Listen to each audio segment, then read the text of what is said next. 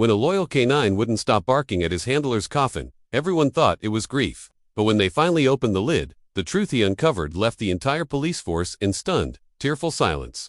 This is the story of a dog's final act of devotion to at the front of the aisle. The colonel's coffin rested on a wooden platform draped in the American flag he had served under for decades. That a hush had fallen over the room. Even the smallest children sat perfectly still, sensing the importance of the moment. Beside the casket, the colonel's canine partners sat with perfect posture. His chest rose and fell in shallow, rapid breaths. The dog's name was Titan, a massive German shepherd with deep brown eyes that never wavered from the coffin every few seconds. His ears twitched as if he was listening for something no one else could hear. The chaplain stepped forward and began to speak, voice echoing across the pews. He was a leader, a protector, and a man of unshakable honor. Titan shifted his weight, a low whine slipping from his throat that an officer knelt to rest a gloved hand on his back, offering quiet reassurance. But Titan didn't relax. Instead, he inched forward, nose lifting to catch a scent drifting through the air, something that didn't belong. The chaplain's voice faltered as Titan's whine grew louder to Tay first. Everyone tried to ignore it. A dog in mourning, they thought, but then the whine turned into a sharp, insistent bark. People shifted uncomfortably in the pews. A few glances darted toward the handler, who tugged gently on Titan's harness. Titan didn't listen. He planted both front paws against the base of the casket and let out another bark, louder, more urgent this time. Gasps rippled through the room.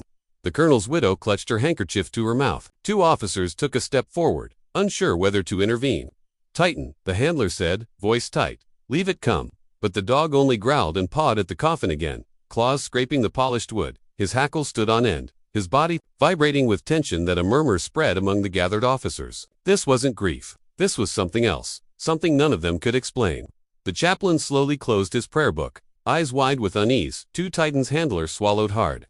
Feeling every eye in the church fixed on him, he tightened his grip on the harness and gave a firm command down heel. The dog didn't move. Instead, Titan locked his gaze on the coffin and let out a guttural growl that sent chills through the entire room. His claws dug into the floor as if he was preparing to launch.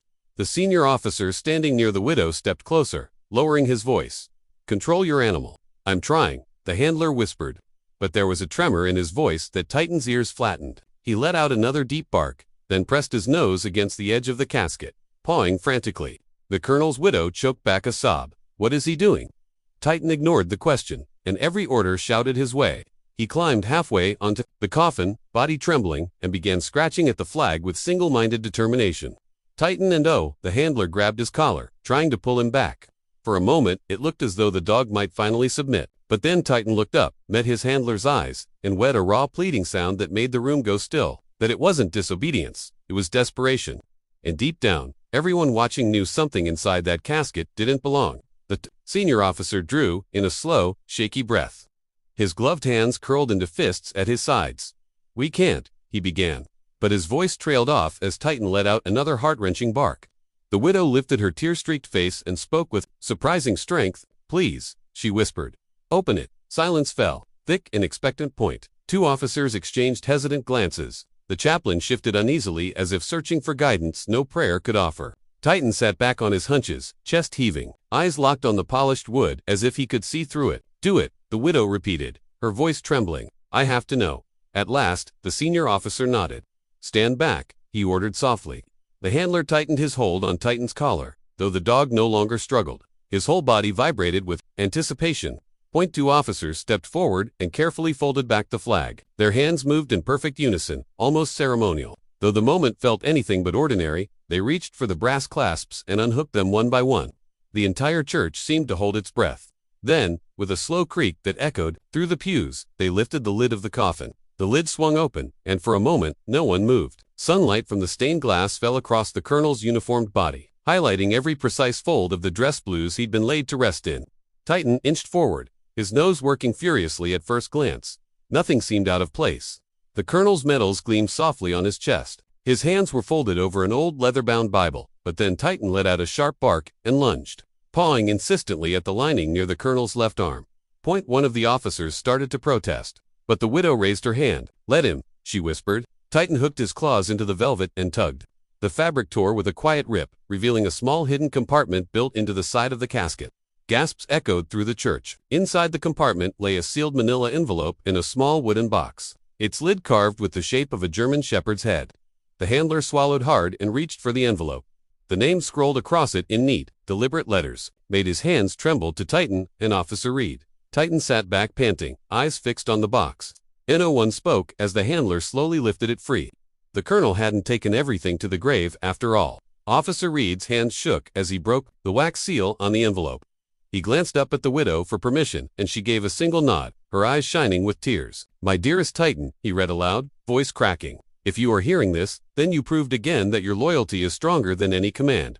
Titan let out a low mournful whine. Reed swallowed hard and continued, "This medal belongs to you. You were more than my partner. You were my family. I hid this because I didn't want anyone else to claim credit for your bravery." He lifted the lid of the carved box, revealing a silver medal glinting in the sunlight. The engraving read, "For unmatched valor and loyalty, Titan A Collective." Gasp rippled through the pews. Tears streamed freely down the widow's face. She stepped forward, laying a trembling hand on Titan's massive head. "You were always his greatest pride," she whispered. And in that moment, everyone understood why Titan had refused to let the coffin stay closed. He wasn't only mourning, he was making sure the truth came with them into the light. The senior officer stepped forward, his polished shoes echoing across the marble floor. He took the medal from Officer Reed's trembling hands and turned to face Titan. "Today, we honor not only a great man," he said, voice steady despite the emotion in his eyes, "but the partner who never left his side." He knelt and gently fastened the ribbon around Titan's neck. The metal glinted against the dog's thick fur. Titan sat perfectly still, as if he understood the weight of this final tribute. All at once, every officer in the room raised their hands. In salute, the widow pressed her hand over her heart, unable to speak. For one heartbeat, the entire church felt united by the same quiet awe. Titan lifted his head, his tail tapping softly against the floor, and the crowd erupted into a standing ovation that echoed like thunder. Long after the last person left the church, Titan remained beside the coffin, his medal catching the fading light. Officer Reed sat quietly on the nearest pew, watching over him. Neither spoke a word because none were needed. Sometimes love is louder than any command, and loyalty lasts longer than a lifetime. As the sun dipped behind the stained glass, Titan finally lay down, resting his head against the wood, as if to say goodbye one last time. "God, I in that stillness."